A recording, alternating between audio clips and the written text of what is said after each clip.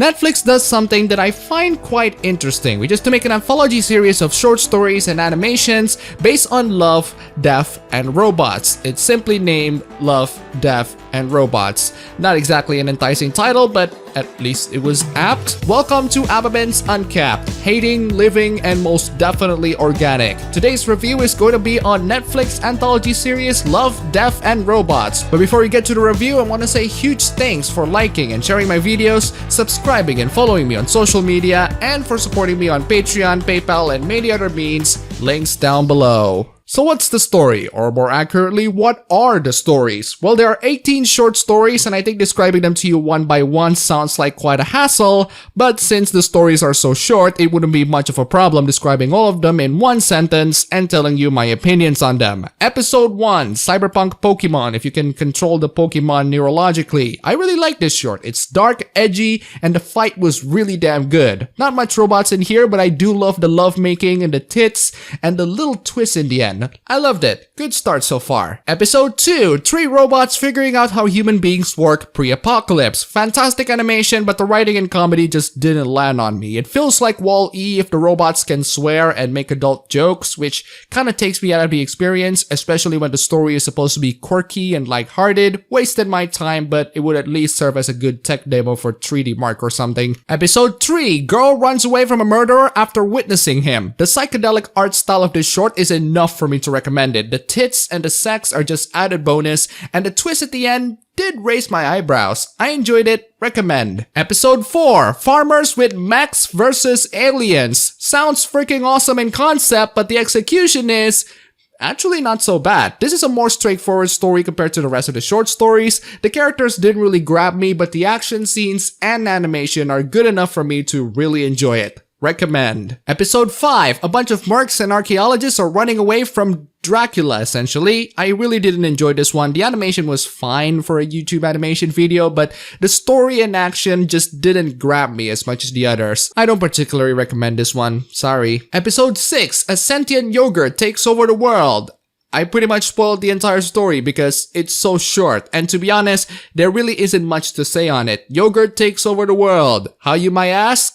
I'd rather you not know, mostly because the answer is really underwhelming. Episode 7, astronomers trapped in an unknown space station. This one is really good, and it's not just because of the sex scene. I love the animation here. The CGI is too hyper-realistic for me, but the story was quite intriguing, and the twist on the end, I saw it coming a mile away, but it's a nice twist. Recommend. Episode 8.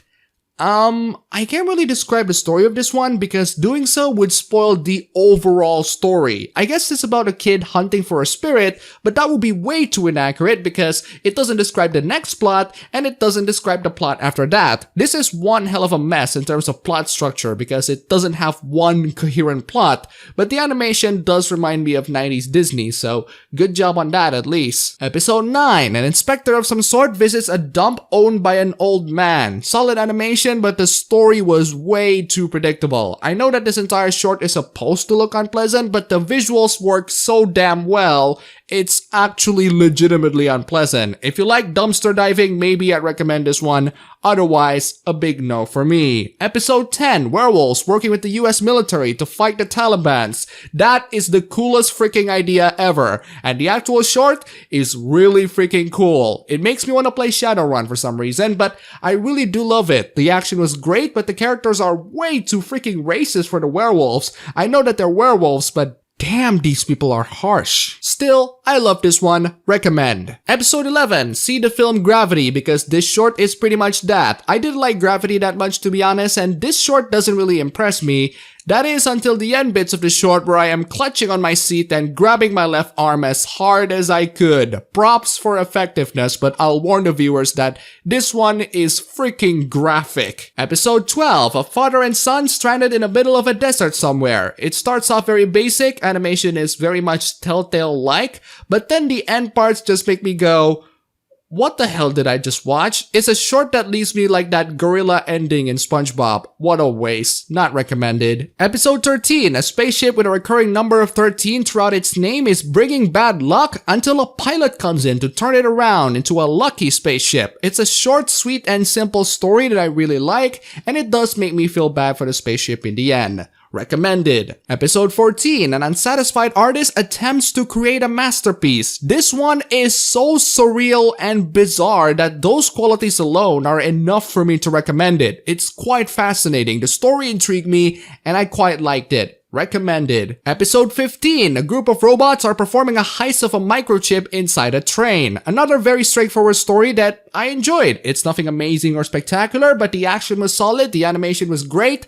I just feel like the tone was way off when the characters begin to swear and bodies are chopped off. Tone it down and maybe it'll be a good show for the kids. Recommended. Episode 16. A live action short starring Mary Elizabeth Winstead. She and her husband or boyfriend, I forgot, witness a rapid change of evolution happening inside their fridge. This one is also bizarre, but there isn't really that much animation here and everything just ends up falling flat. I don't really recommend this one. Episode 17. A software that can observe alternate timelines is observing 6 alternative timelines of what would happen if Hitler dies early on. I really did not enjoy this. Not because it's talking about Hitler and therefore, ooh, triggering, but because the jokes are unfunny. I didn't laugh at any part of this short and the animation feels like something that you'd watch on YouTube instead. I really don't recommend this one unless if you want to see Hitler being beat up in multiple ways. Maybe that's the reason why this episode was made. And finally, episode 18.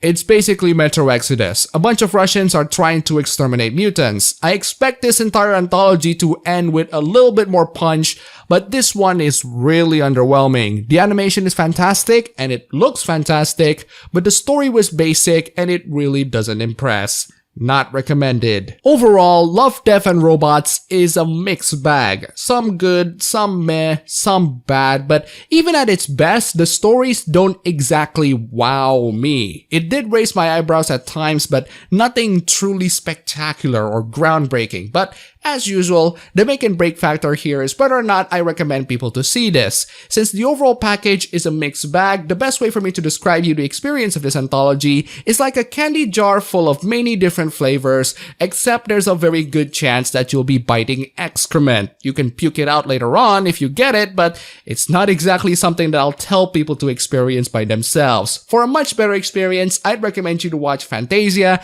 any Miyazaki film, and Time Spy Extreme. At least they have more consistency. But honestly, I'm being very harsh on this. A lot of these short films are made by passionate people with actual skills and talent leagues above my own, so good on you, Netflix, for contributing on people's resumes and bringing something different for once. And that's pretty much what Netflix always does. They bring in something different, even if it doesn't always turn out pleasant.